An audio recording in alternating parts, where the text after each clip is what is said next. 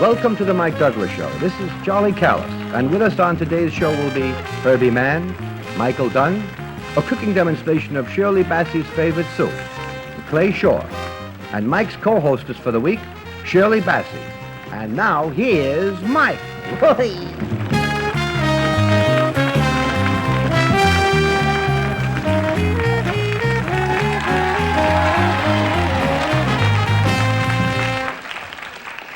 The reason I came out and sat right here is that I don't want to waste any time. We have one of the most exciting ladies on this show this week, and here is her new album, Shirley Bassey, This Is My Life. She's going to share some of that life with you right now. Miss Shirley Bassey.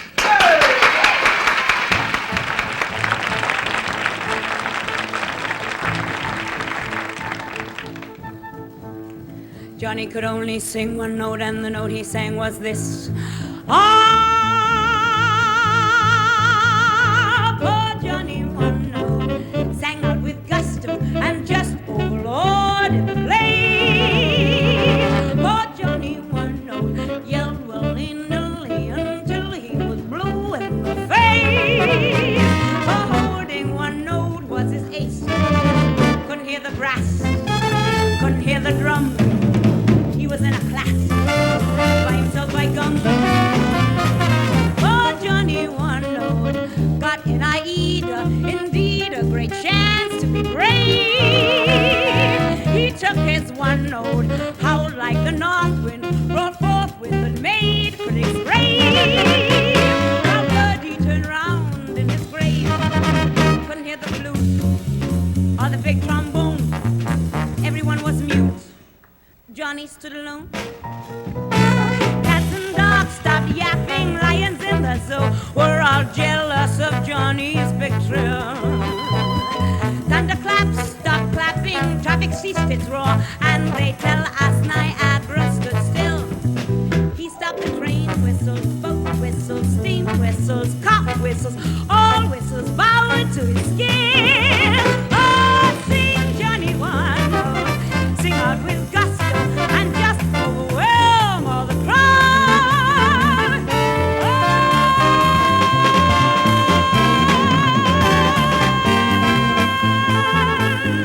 So sing Johnny one note out loud. Sing Johnny one note.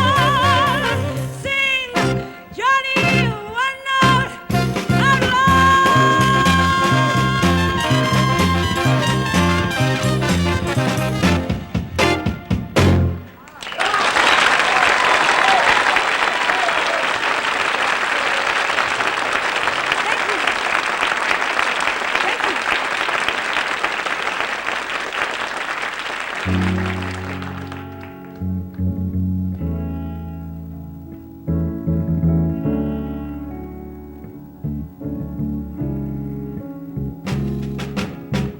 Funny how a lonely day can make a person say, what good is my life?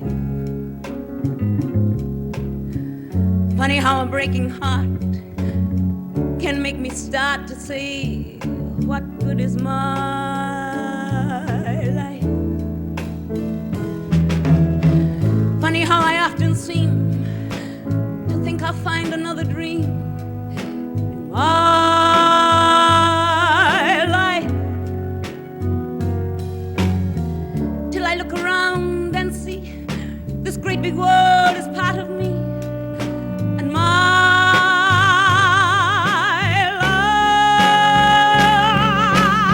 life, this is my life.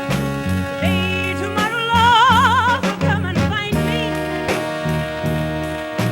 Oh, that's the way that I was born to be. This is me. This is me.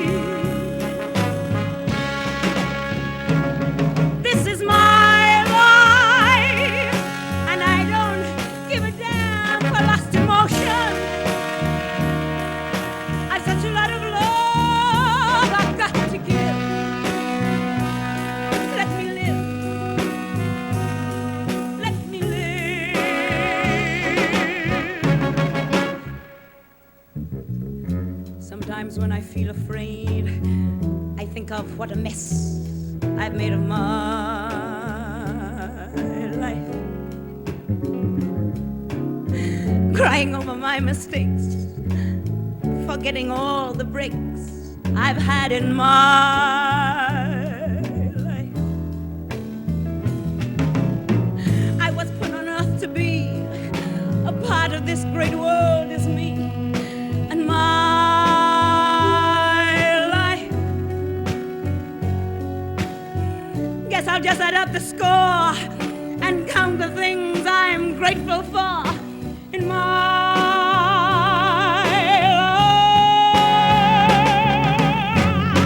life. This is my life. The days of my love come and find me. For that's the way that I was born to be. This is me. This is me.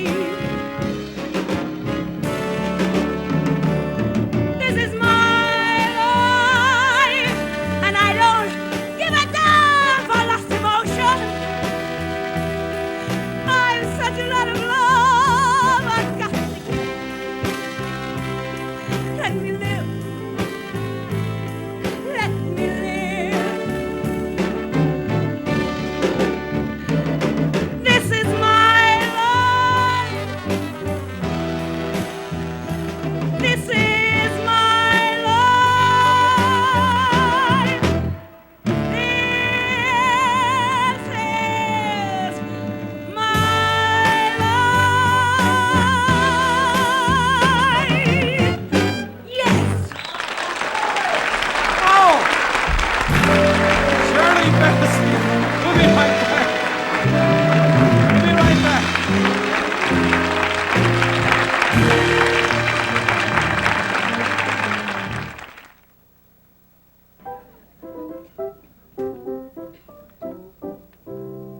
At the risk of sounding commercial, that's the title song of this album. And I heard Vic Damone do that at Palumbo's. Yes. And he said something about the fact that it had something to do with, or had been performed at the San Remo Yes, Music I did it Festival. in the San Remo Did you Festival do it? last year, yes. Did it win? No, it didn't, unfortunately. How did it place, seriously? It didn't place anywhere. I sang it half Italian, half English. Fantastic Beautiful song, Oh. but it was a big hit on the hit parade in Italy after the... You put so much into a song. I don't know when I've ever heard anybody do that. You perform, you're so emotional. You really get into a song, don't yes, you? I really do. Have you suffered a lot in your life, Shirley? Mm-hmm. Yes, I think No, I'm I have. serious. Yes, yes. Because they say the best singers are those who have had some disappointments and some Oh, suffering. I've had many, yes. Have you? Mm-hmm. As a child or as an adult? Well, more as an adult than a child, believe it or not, you know. Where it came from, my childhood, because I wasn't protected enough when I entered into the world of show business, you see, because I was so sheltered as a child, I wasn't ready for that, you know, and so therefore, all these knocks that I kept coming up against, I couldn't Couldn't cope with? I couldn't cope with, you know. Is it as And- tough in this business for a lady where you started? You started in England, didn't you? I started in England, yes. Is it as tough over there as it is here? No, I don't think so, no, because it's very so small. competitive, you know, highly than- competitive yes. here. And because it is a lucrative business, people, you know, there are some people who are not the greatest people in the world in this business. Oh, which is no secret, it's you know. a real rat race here. And I imagine for a lady, it's very, very, It's very tough. tough. It's even tougher. Now, you brought that up yesterday. I was fascinated with that. You said that men are sort of afraid of you when you're in this business. They want to approach you, and yet they think, They're frightened that you might put them down, like say, oh, you know, because you've been back everywhere. off, you know, I'm married, you know, Yes. you're not my type or something. And this, if you say that to a man, naturally it's going to upset him, you know, and it's going to affect him in some way or other. And so rather than have that, they just don't approach you, you know. They say, well, we'll leave it alone. So it becomes very lonely. So it life. becomes very lonely, even though I'm married. You know, now my husband doesn't travel all the time with me. Is yours It's a- nice to sit down and have a drink and talk to a man, you know, rather than sort of sit and talk to a bunch of females all the time, you know. Yeah. Is yours a very happy marriage, Shirley? Yes, it is. It's a difficult marriage. It's 'cause you're not apart. easy because He's we're where apart. is he, in Yes, it's Switzerland? very difficult. Yes. Shirley lives in Switzerland now. Yes. And you're going back after tomorrow's show, aren't you? Yes, I am. I'm going right back to Switzerland. Now, how long will you be back for? For a month. I'm going to rest up for a month. You work very hard. Do you ever have any vocal problems because Yes, sometimes I do. It all Yes. depends where I go. If I go to especially humid places, like I've just come from Puerto Rico now, and I had a lot That's of very trouble humid. there because it's terribly humid. And when I go to Australia, I have trouble because it's humid there. But Las Vegas, I have no problem because it's very dry. Do you want stardom, Shirley? Do you want to be a big star? I'd like to be a big star, but I'm not. You gotta I'm be. not gonna She's fight got to for be. it, Don't know. you? Don't you feel it? Got to happen. You know what? Very few people give me goosebumps. I get goosebumps when I hear you, That's marvelous. and that's good. Except for the fact it's embarrassing when you go to the beach, later. I want you to meet a real nice nut now. I enjoy watching this guy and listening to him, but especially watching him. I think if he dressed unusual, it would help him a little bit. Here now is a very nice human being, Mr. Charlie Callis.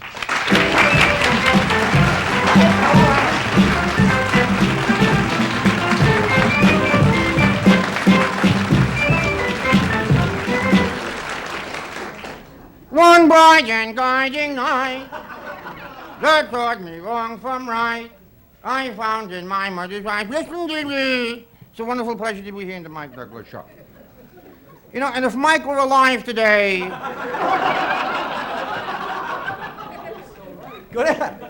Good evening, good afternoon. Welcome. My name is Charlie Callis. Well, no. That's my real name, Charlie Callis, and I was named after the famous opera singer, Maria Charlie. Hey! But it's a pleasure to be here. You like this outfit? Huh? Huh? You know what size? Show them the pants. Show them the pants. The pants? Yes. Okay. Look close up. Look at that. Like that, huh? Oh, you know what size this is? 1.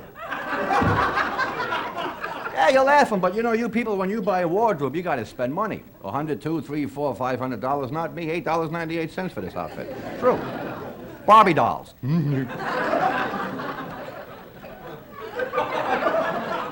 ever see a fat greyhound? No, I want...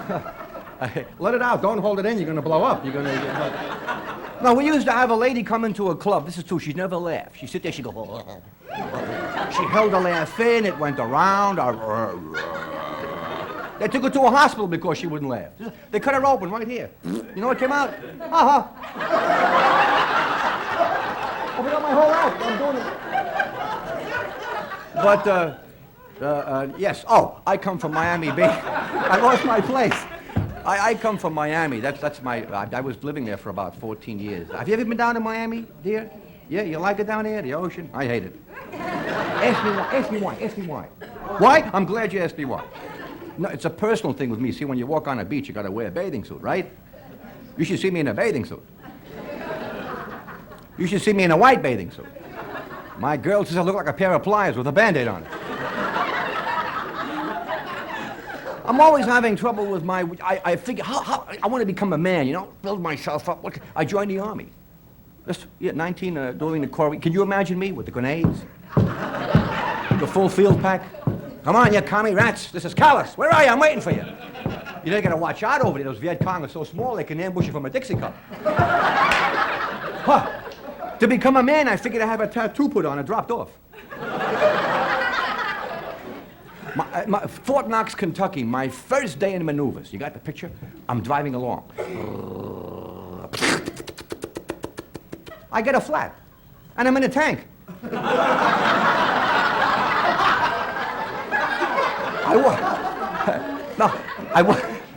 Listen, somebody. I would have fixed it, but I couldn't pull off the hubcap. Anyway, I went to my doctor. I says, Doc, this weight problem is driving me crazy. People are always picking on me. I said, build me up, Deuce. He said, forget it.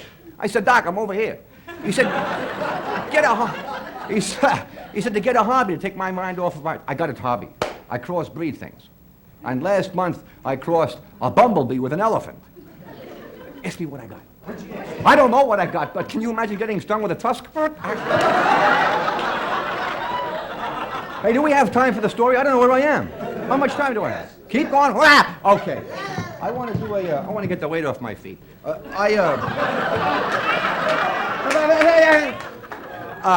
This is a story. Now, this is true. I've been in show business now 8.5 years. I've been a comedian for 8.5 years. And before that, I used to be a drummer, musician. I played a lot of bands, Monterey, Flanagan, Claude Thornhill. Now, this is the first is not the word. First is the word. This is the first story I ever told on a nightclub floor. And, scissor. And, anyhow, it concerns the search for the oldest living man. There had been a rumor going around that there was a man living in Mexico, and he was supposed to be 149 years old. And that's a lot of chili under the bridge, you know what I mean? So to see if this Mexican existed, they sent for this reporter from the Times, and he traveled high and low, and he finally came upon a little village, and he found this Mexican. And this Mexican looked like a 1,000-year-old turtle. His skin was wrinkled, eyes sunk deep in his head, no teeth in his mouth, hands shaking like a leaf, but there he was. And when the American came over to him, he said, "Woo-hoo, I found you. Could you tell me, please, the secret of your longevity? How did you get to be so old? What is it? Tell me, please." And this is the way the little old Mexican answered.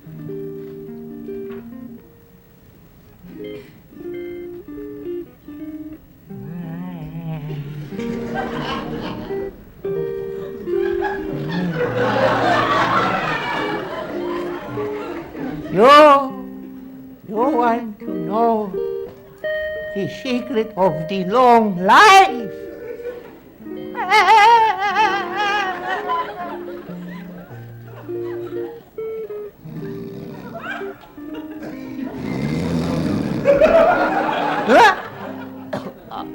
The secret, yeah. Oh, it's no secret.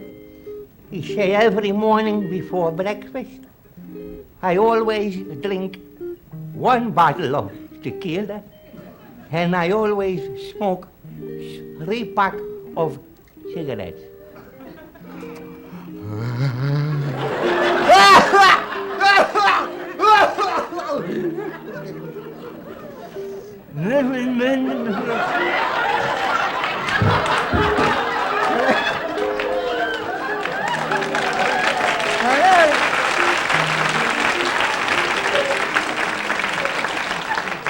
Every evening before dinner, I always drink 3 bottles of tequila, and I always smoke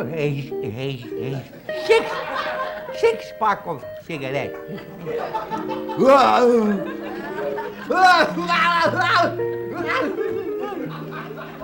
Oh, that's good stuff.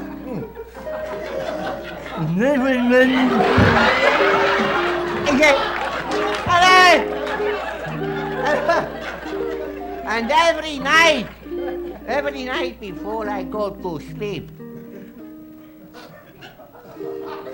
you know what I do? What?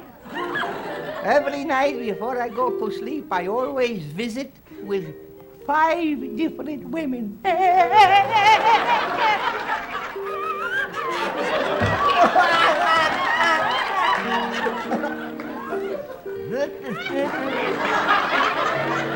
That's the secret of the long life.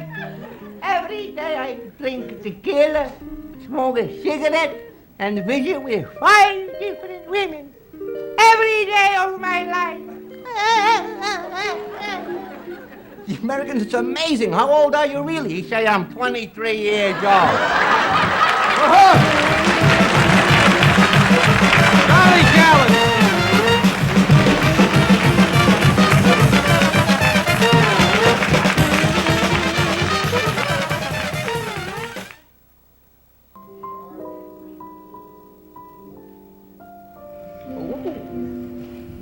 Charlie. Yes. We're on, Charlie. Oh, we're on. Okay. Hey, did anybody ever kick sand in your face when you were a kid Yes. on the beach? Yes, that happened quite a while, but then I developed myself. I see. You did all those, what do they call them? Bends and all of that. No, these. What do they call these? Dynamic tension. Dynamic tension, yes. All of that stuff. Do you do that? Yeah. I have a feeling you're in great shape, that this is kind of a put-on with you about the thin thing. Yeah. Do you have a hearty appetite? Charlie? Surprisingly, I do. Yes, I eat like me. I don't know what it is. I weigh. How much do you think I weigh? 125. I'll take it. You don't. 131. I've always been like that. This just my doctor says I have a Cadillac engine and a Ford body. Whatever it is, I got a big heart. It's just one of those things. Do you worry about your physical condition? No, couldn't care less. No, I mean, I don't do anything like, you know, to abuse it or anything. You smoke, though. I could tell you smoke pretty good. I smoke, but I'm always out in the fields and stuff. I do a lot of shooting, high-velocity rifles for targets and stuff. It's been my hobby no, for he's about not 12 kidding years. now. This is you're serious. Oh, yeah. Oh, yeah. And I love to get out into the air, well, especially when I'm from Vegas. I go out into the desert, or I go out to Texas, wherever I am. I love to walk. Are you a good shot? Well, I hold a Masters in .45, and it's a pistol. You have That's the Florida. hardest. That's harder than shooting a rifle, pistol shooting. It's about, well, they calculated about 10 to 12 times harder because you have 3 positions when you're holding a rifle, but a pistol, we use hardball. We fire at 50 yards. What do you they mean call. you hold a master's? What does that mean? Well, there is a sharpshooter, a marksman, expert, and masters in .45. I've been firing for about almost 13 years. Yeah. How did the whole thing start? As a kid, or? No, surprisingly, when I went in the Army, I hated guns. I did. I really hated guns, and I picked up military field drums, and then I became a musician. But and when I moved down to Florida in 56, a friend of mine, a musician, who was playing at the Fontainebleau, he was shooting a target pistol at a range, and I went with him, and I got interested. And I bought a little .22, and then .45s and .38s, and I became adept at it. I love it, and especially to go outdoors. You compete with a thing like this? Oh, yes. Oh, Yeah, yes. That's how you get Camp the- Perry, yeah. I don't kill anything. I just shoot targets. I just punch a hole in a target, 1, 2, 3. The furthest I've ever fired was using a bull barrels, what they call, I guess, if there are any shooters watching, and I use a bull barrel, a Weatherby, a special type of a caliber, and I fire at 500 yards using a 20-power unital scope. Take a shot at that fellow doing this to us. No.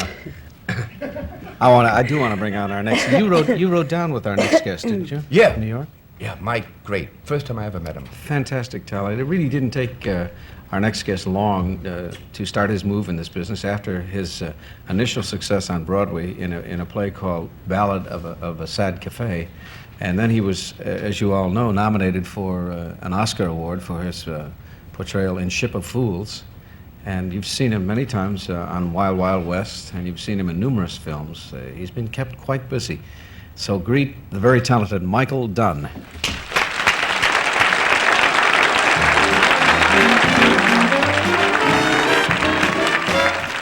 What a day this has been, what a rare mood I'm in. Why, it's almost like being in love. There's a smile on my face for the whole human race, and it's almost like being in love.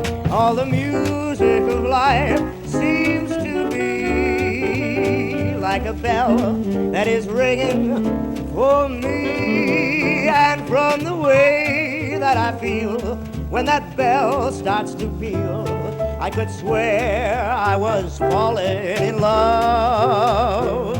All the music of life seems to be like a bell that is ringing for me, and from the way that I feel when that bell starts to peal, I could swear I was falling.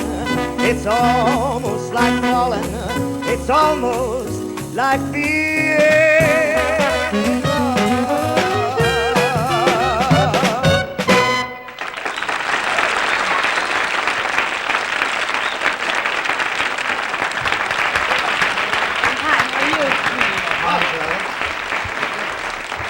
Good to see you. Yeah, it's been, I don't know how long. It's been 6 or 8 months since you were here Yeah, last. I guess. You're the busiest And guy in the world. I see you everywhere on all the shows. And Yeah, I was, you got another hit on Broadway? Or at the well, it's Lincoln not Center? exactly Well, Broadway, yeah, Lincoln but Center. Lincoln Center, and it's, actually they have several theaters at Lincoln Center, and this is the smaller of the two that are designed specifically for stage production. Beautiful house. The Forum Theater, 299 seats, which is a perfect size to play. I hear that acoustically is very nice, too. Oh, yeah, I've been fighting a bad cold for a couple of weeks, and the only reason I can get away with it, really, is that I don't have to push in a house that small, because I can't get any time You mean off to get rid of project it. Yeah. too much, yeah. I mean, you can talk like a human person with a regular voice, and they can hear you in the back, you know. I've got to ask you because the period is upon us now, the Oscar period, where we know who's nominated and they're all sort of sweating the thing out. Now, you went through that with your nomination Oh, I in Ship did. of Fools. Yeah. What do you feel like? I mean, when you're thinking about, you got to think about Sure the you do. possibility of winning and what you might say, which the whole world's Yeah. going to hear. Right. You What was know, that and- like, Mike?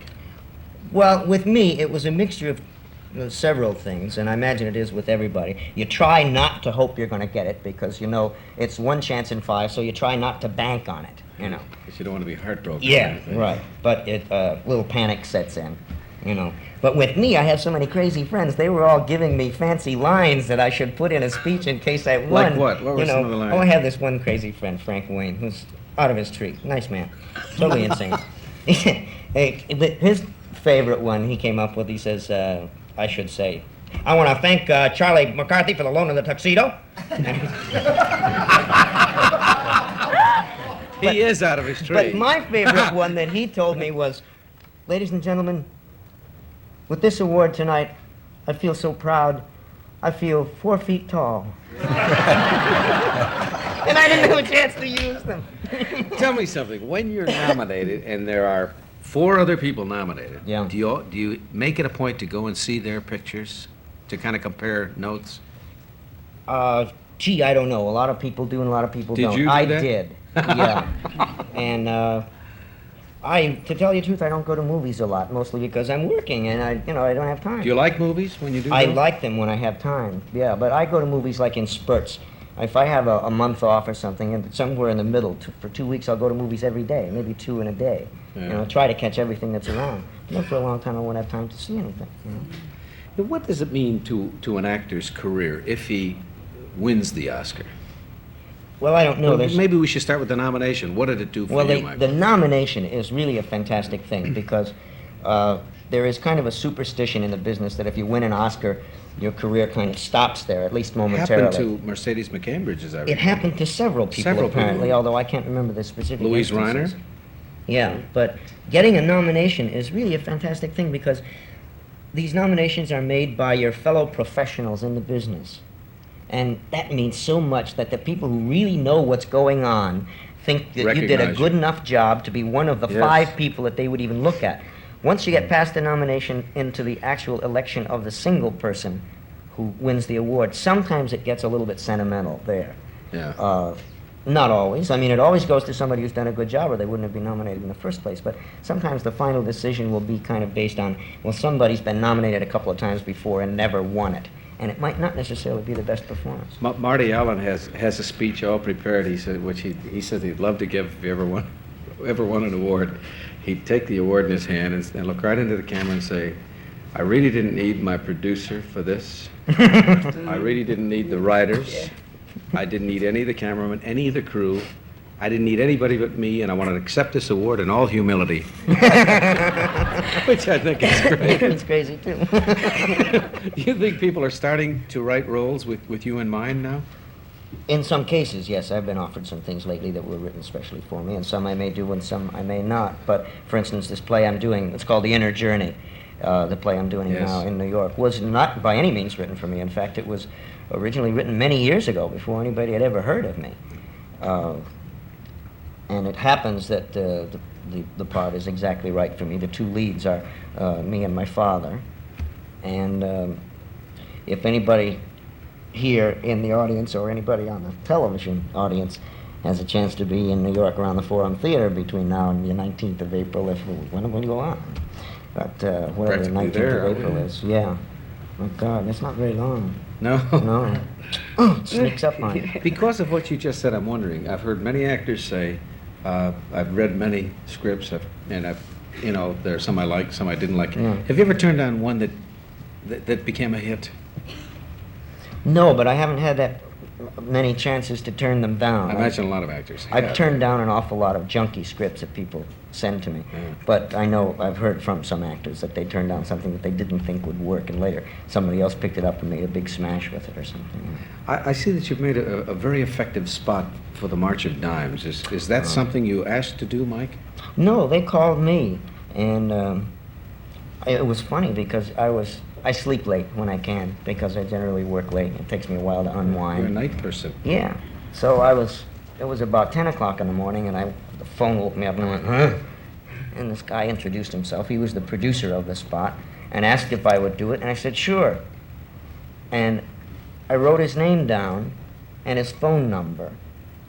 But then I hung up, and I went back to sleep, and I didn't remember when I woke back up what the phone number and name were about. So I called him, figuring, well, I wrote it down. It must have meant something.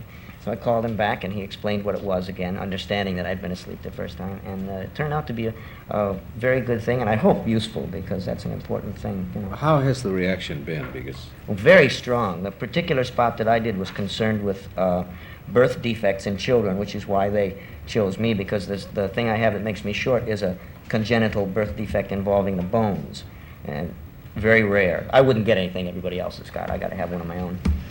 But there isn't much research done in the particular area of chondrodystrophy, which is what I have, and that's one of the things that is covered by the research they do, backed by this the March of Dimes thing. hey, tell the story about your mom. I love mother's stories, and this is so cute. Oh, What's My mother's mother is so story? funny. She's a really jazzy lady. She's funny. I've never heard a guy say that about his mother before. She's great.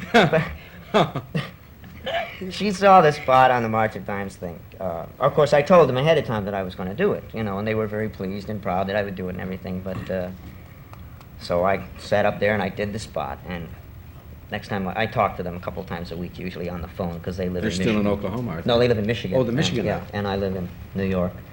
So I talk to them a couple times a week on the phone. My mother says, "Oh, it was beautiful, but Michael, your hair was so long." Isn't that typical of a mother? Michael Dunn, we'll all be right back following this.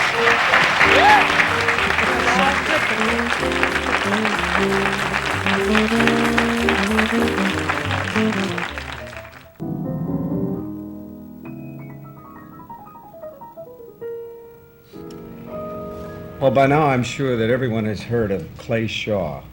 2 years ago, he was accused of a conspiracy to assassinate the late President Kennedy by Jim Garrison, the very colorful district attorney of New Orleans. On March 1st of this year, a jury unanimously decided that he was not guilty. Would you welcome to our show Mr. Clay Shaw?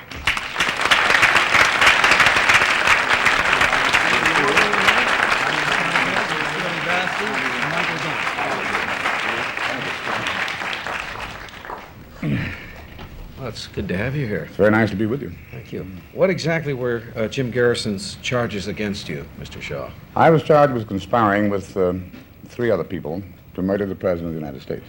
The other 3 being dead, of course. Well, why do you think he chose you? Well, you have to think back a little. At this time, Mr. Garrison was very keen on the idea that the assassination was carried out by anti-Castro Cubans. And anybody who had any Cuban connection was necessarily suspect in his book, you see. I had been managing director of the International Trade Mart in New Orleans, where the Cuban consulate was housed.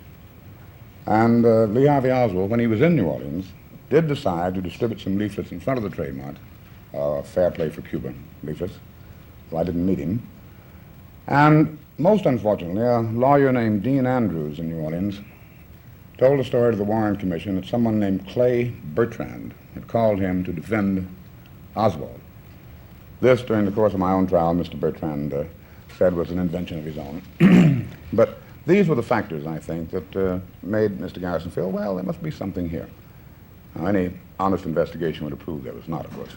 What is the International Trade Mart? This is a center that was built by a nonprofit corporation in New Orleans to promote international trade through the port of New Orleans. I see. The port is our big business there, and this is a center where people can display their goods and export goods and import goods, so anybody can go there and get a wide variety of either import or export goods. You said a moment ago you didn't know Lee Harvey Oswald. What was the connection between you and Lee Harvey Oswald? And none at all, except that on one occasion he'd come in and had seen my assistant and asked for permission to distribute these circulars. Do you remember having seen him? No, I didn't see him at all. Oh, you didn't see no. him, I see. And then later in the day, someone came in and said, there's some nut down in front of the building creating a disturbance. So I thought, I'll be right down. But then the telephone rang, it was long distance, and I didn't get down, or by the time I did get down, the police had carted him away. Mm-hmm. So I never saw the guy. And after the assassination, I said to my secretary, I said, You know, maybe it's unfortunate I didn't meet that fellow because I had a chance for maybe a tiny little footnote in history, which turned out to be a rather ironic remark, all things considered. Who was it that determined later that it was Lee Harvey Oswald? Oh, the FBI. They did the a thorough FBI. investigation. They had pictures of him. And as a matter of fact, when he distributed the leaflets, he invited all the TV people to come down and have a look. So they were, Oh, you I know, see. matters of record. Well, what was your life like before the indictment? What were you doing? I understand you were retired. Yeah, I retired when I was 52. I decided I wanted to do some writing and I wanted to do some traveling. I wanted to travel while I could still walk up a gangplank instead of being carried up one, you know. So I quit at 52. And I had been abroad. I'd been in France, I'd been in England, I'd been in Spain. I'd been doing some work, and I came back toward the end of 1966. To have retired at 52, you must have been a man of some means then, because most people Well, not. retired. Well, I'll look at it on the reverse side. I'm a man of not too many wants, you see. Oh, I see. Although I'd made enough to satisfy those simple wants until the point on the actuarial table where I'd be gone, you know. So I was determined that I was going to do just that. How did your life change during those 2 years? Well, it's pretty dramatic change, of course, in one sense, that is, to be accused of and be perfectly innocent, and to be accused of the most awful crime of the century, certainly, must necessarily have a pretty profound psychological impact. On the other hand, I found that the wisest thing to do, I mean wise now in the sense of psychological health, Yes. was to go on just very much as I had been, which I did do. I went to theaters, I went to concerts, I went out to dinner parties with friends, and this kind of thing, and insofar as was possible, continued to lead very much the same kind of life I'd done before. Did you find that your life, as far as your immediate friends were concerned, changed any in that period? No, they were all, my really good friends were all terribly concerned, of That's course. when you find out who your good friends are, Yeah, isn't it? When something like there's no that question occurs. about Was there that. any hostility? I mean, from No, people in surprisingly not. I had expected them perfectly prepared. People, strangers come up and say, you know, you so-and-so, you did this, that, and You didn't get any of that? Not one bit of it. On the contrary, perfect strangers would come up and say, you know, we're rooting for you, old boy, don't worry, but it's going to be all right, and this kind of thing. Did you spend any... excuse me, Shirley, you were going to... Yes, No, I was going to say, when you've been accused of something so horrendous, So fantastic. you know, as That's the the word. assassination of the late President Kennedy by this Mr. Garrison, what happens? I mean, can you now turn and sue him for... Well, yes. I mean, Yes being and yes found and not no. guilty. Yes, having been found not guilty, you can sue a prosecutor, but it's not very high. It's not very easy to collect. You have to prove malice. This is very difficult to do. That means you have to get inside the man's mind and prove by some measure what he was up to.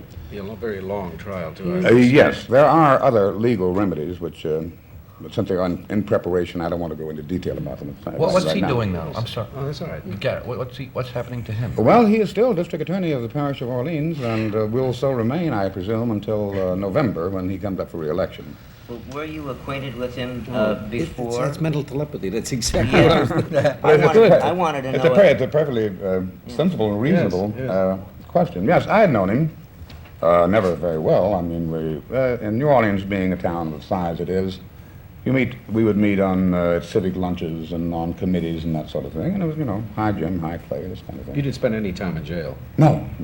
I was out on bond, $10,000 bail, which seemed rather cheap for the caliber of the crime charged, doesn't Seems it? as if perhaps the judge who set the bond wasn't quite sure. Yeah. I mean, if he really believed the charge, come on, Sure. $10,000 is not a great Yeah, deal. he But I could had have been held you out on without bail. bail. You could spend more time with us, I hope. Oh, sure. Because we have to pause right now. We're coming right back with Clay Shaw and everyone.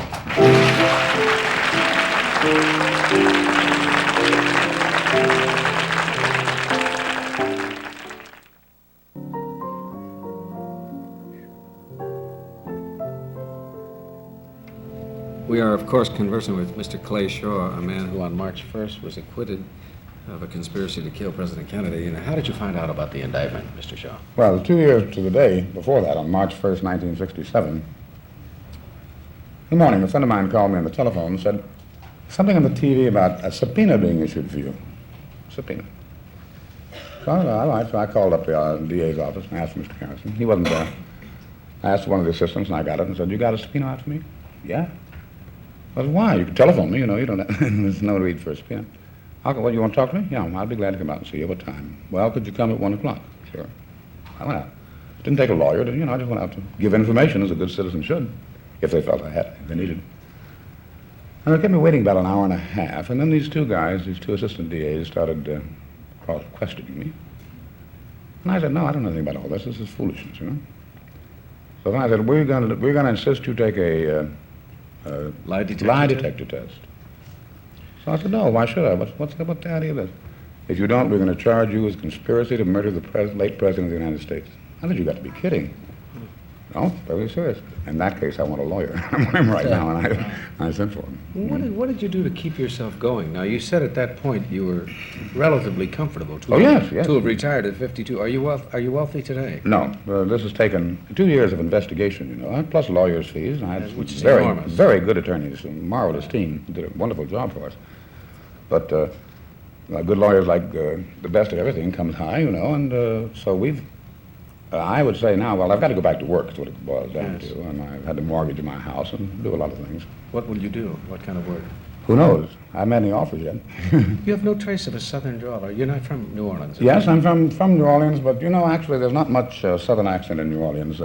I heard a great deal of it when I was down there not long. Well, these must have been Mississippians who were visiting for the I weekend see. or something. No, really, New Orleans has always been a port, it's been open to outside influences, and you don't get the honeysuckle, honey child, Georgia, Mississippi accent much in New Orleans. Which I like. Yeah, well, that's... Why did it take 2 years to get the case into court? Well, the first 6 months, there had been such an upheaval, such a tremendous publicity of this thing, Mr. Garrison's doing, of course, that it was agreed that for the first 6 months we would postpone the case and not try it. And then my lawyer said, there's no reason why you should go to trial on this thing. We're going to appeal to the federal courts. This whole thing, this whole investigation, this Garrison probe is a phony. And we're going to go in and ask the federal courts to move to protect you. So we went in, and we fought this all the way up to the Supreme Court. But you know, this takes time, as well as money. Oh, golly. And finally, the Supreme Court declined to intervene for a lot of complicated legal reasons. And then we went back to, all right, let's go to trial. We go ahead and try the thing.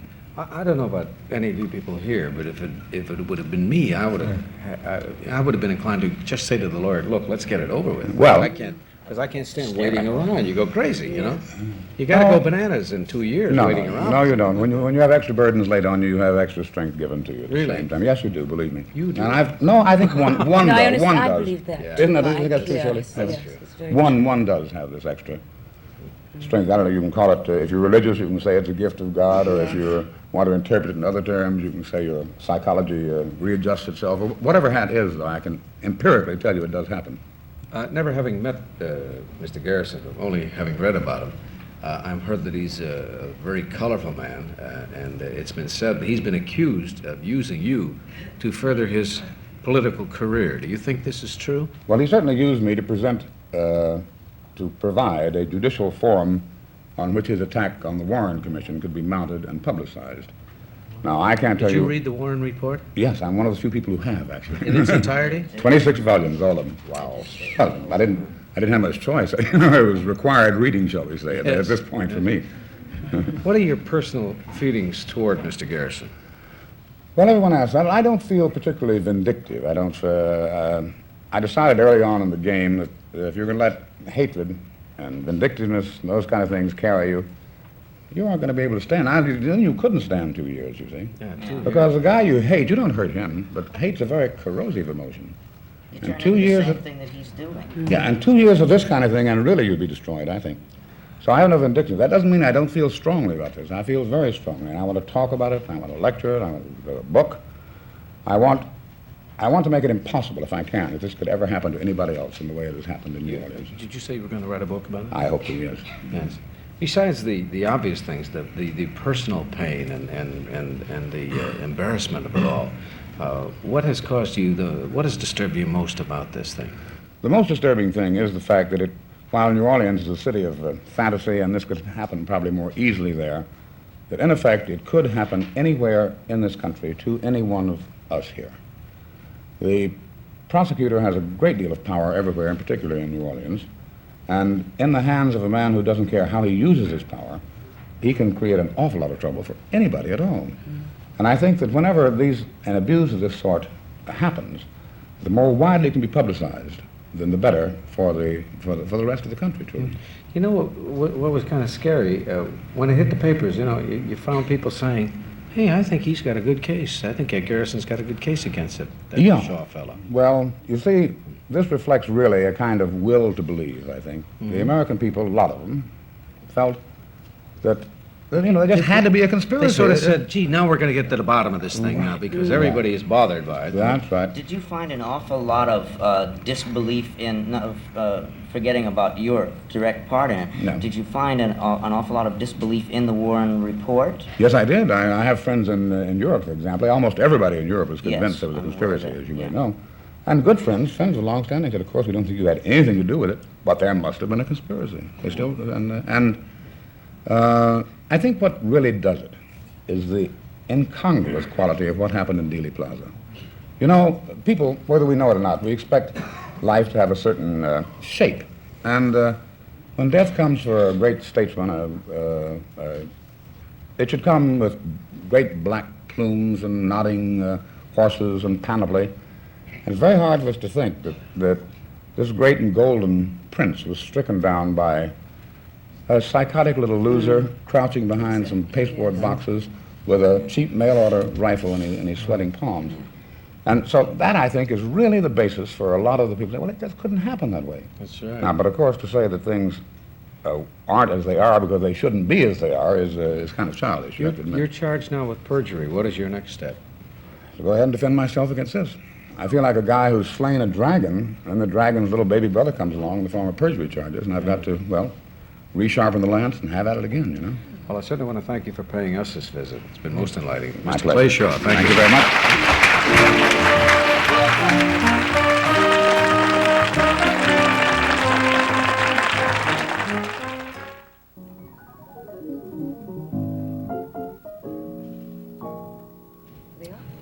One of the things I enjoy about doing a show like this is, you know, the variety of it. We've had Shirley Bassey and Charlie Callis, Michael Dunn, Clayshaw, and now for you jazz lovers, we have a super musician with us, a man who's responsible for this album called Memphis Underground.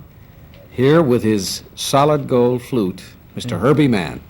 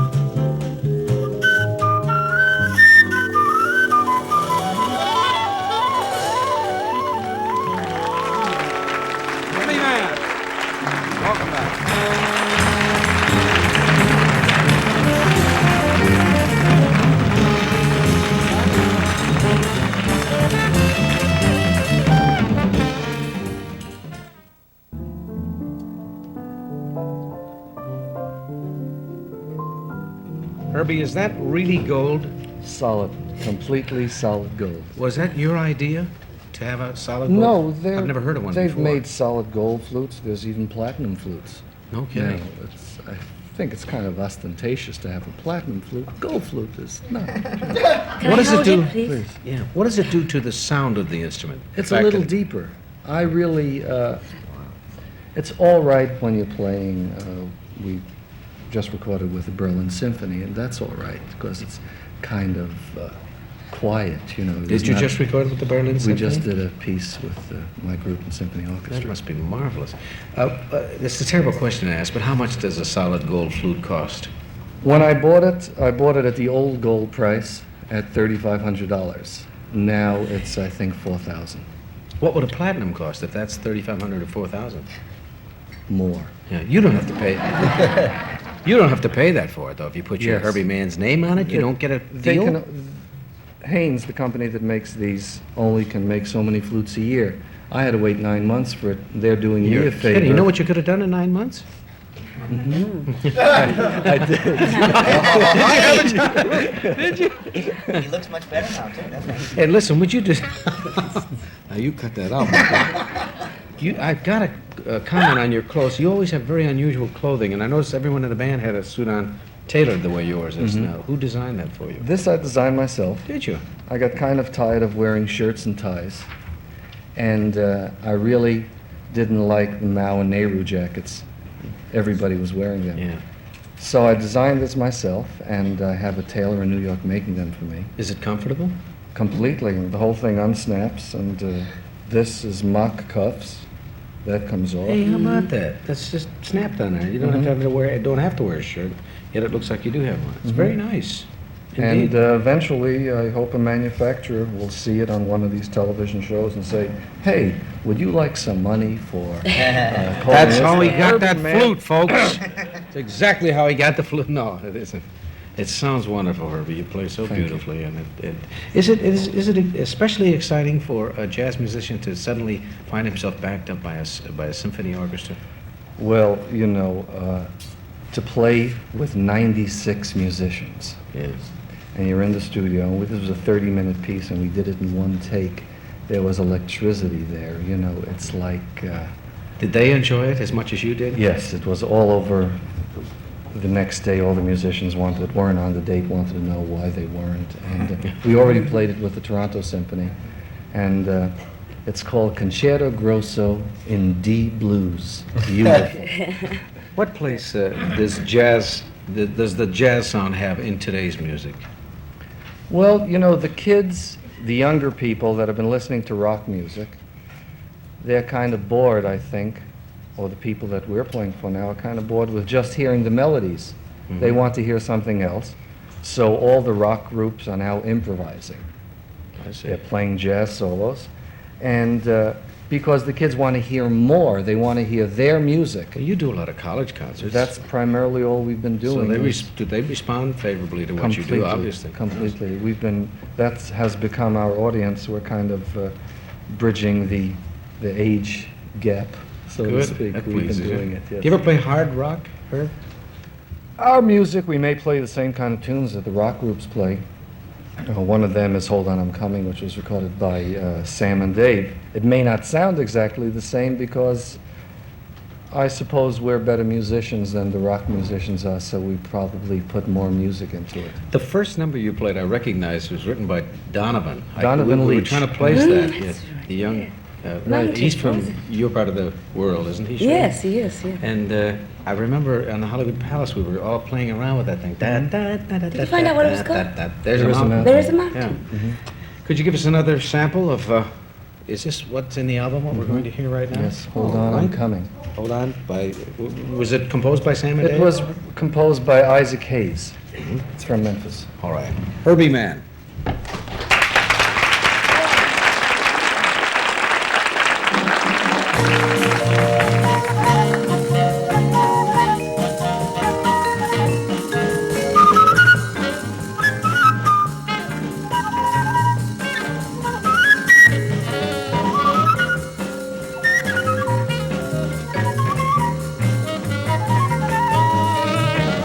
Hold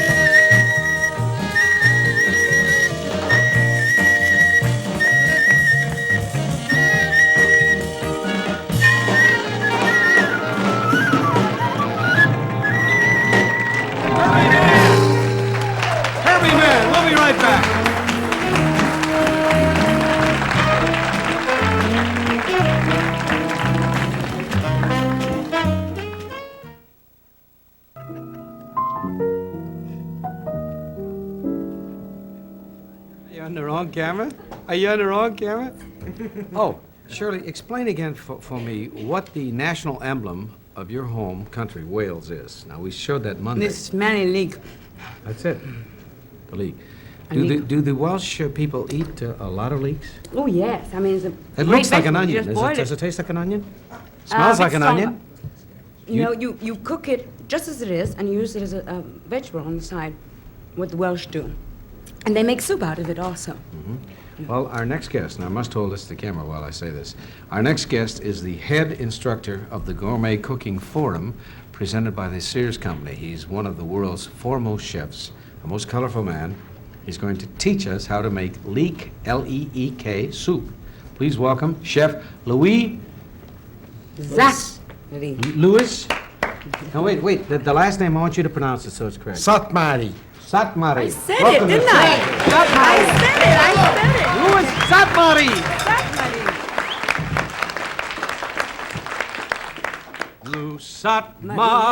Lusatmari. Cook leek soup, and it was no. Wait a minute.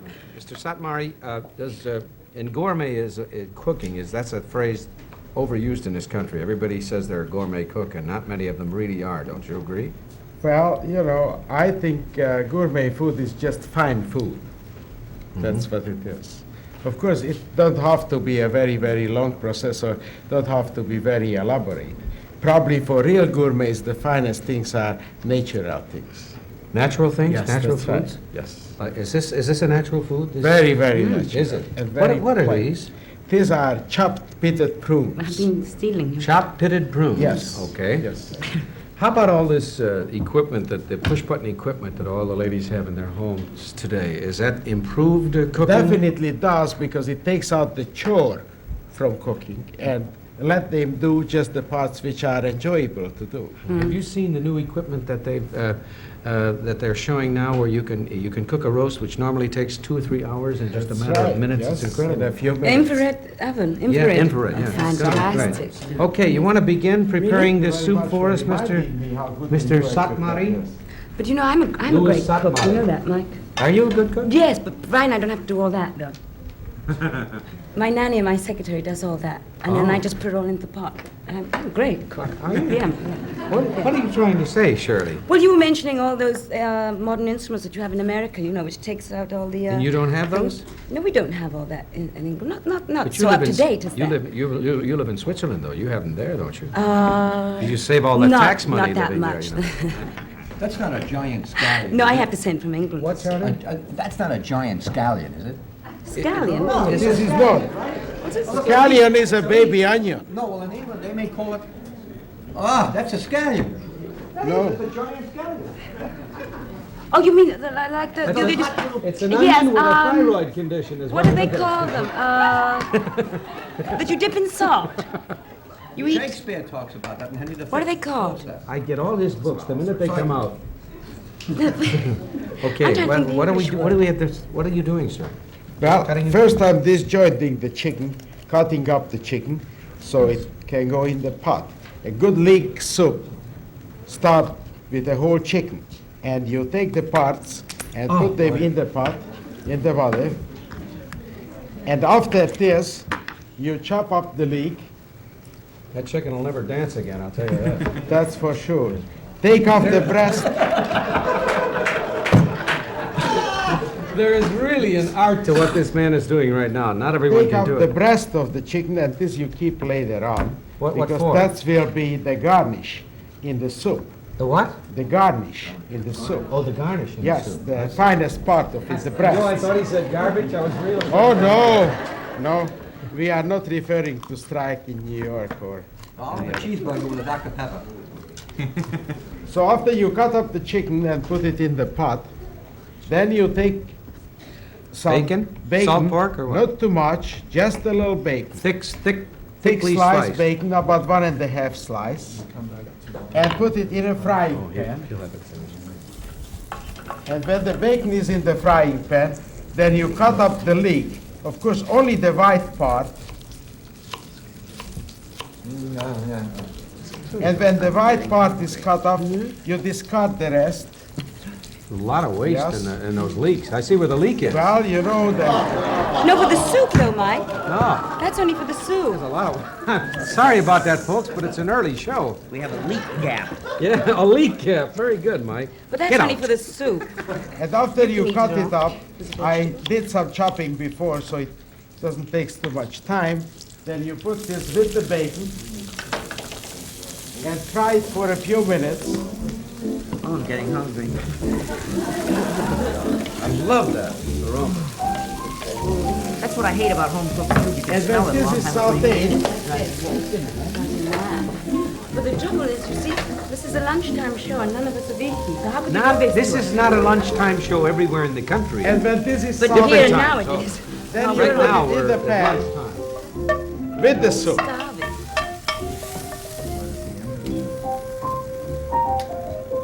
How long does this take to This prepare? will cook. Well, you see, I'm all through with the preparation. I have to add a little salt and a little thyme and one bay leaf. And then, right here, Oh, is that the finished product? is the finished product. Yeah. Here is the ready soup. The only thing what you add in the last minute Are the pitted is prunes? some pitted prunes. And after the pitted prunes, you take a few thin slices of green leek and you put this on the soup. You could kind of call this, the way it's going, a slow leak, couldn't you? That's right. And then you slice up the chicken breast into That's a moaner. thin We call those strips. moaners on these shows. Shirley, would you like to taste some of it? Would I ever? Yes. We are going to, for you viewers at home, we're going to show you a recipe slide. Very, because I very know- hot. Please don't. I burn know your you'll want beautiful this. tongue. Blow a little more. Little more. It's good? Delicious? Delicious. Are we going to show the recipe slide now, gentlemen? Yes, there it is. Shirley's leaky soup? Leaky soup? Yes. The Mike Douglas Show in 1619 Walnut, Philadelphia. And please send a self-addressed stamped envelope if you want this. Shirley's Leaky Soup. I like that. And I want to thank this gentleman, Chef Louis Thank you. Zatmari. Thank you very much. Zatmari. Zatmari. Zatmari. Incidentally, I would like your wife to have that book Oh, thank you. because she shops at sales at St. She does indeed. Yes. How'd you know that? Because I saw her there. Ah, thank you. We'll be right back. Right back.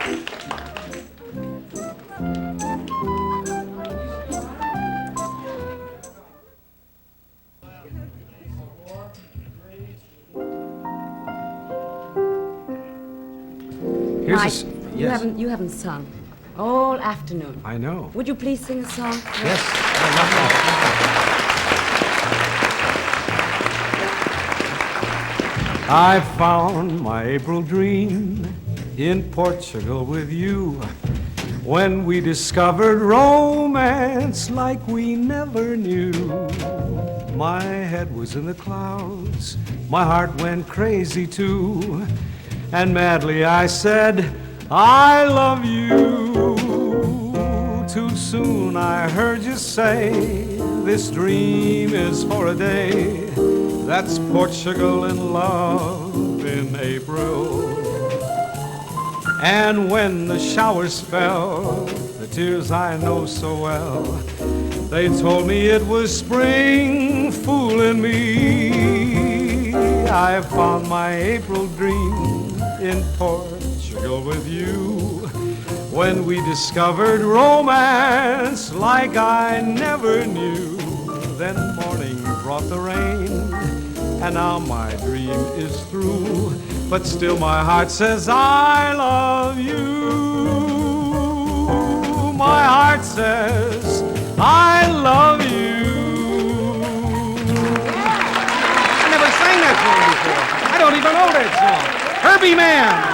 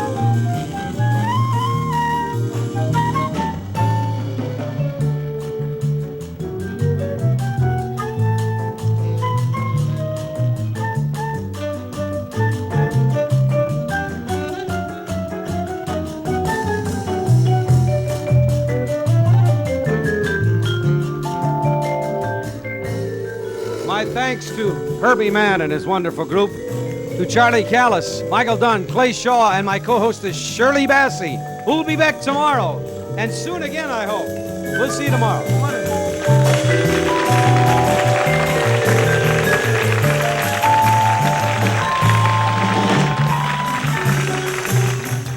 Transportation and other considerations for the Mike Douglas Show provided by National Airlines. When you think of Florida, think of National Airlines. We turned Florida into an airline. Limousine transportation for the Mike Douglas Show provided by Hertz. Hertz can provide you with a car almost anywhere in the world.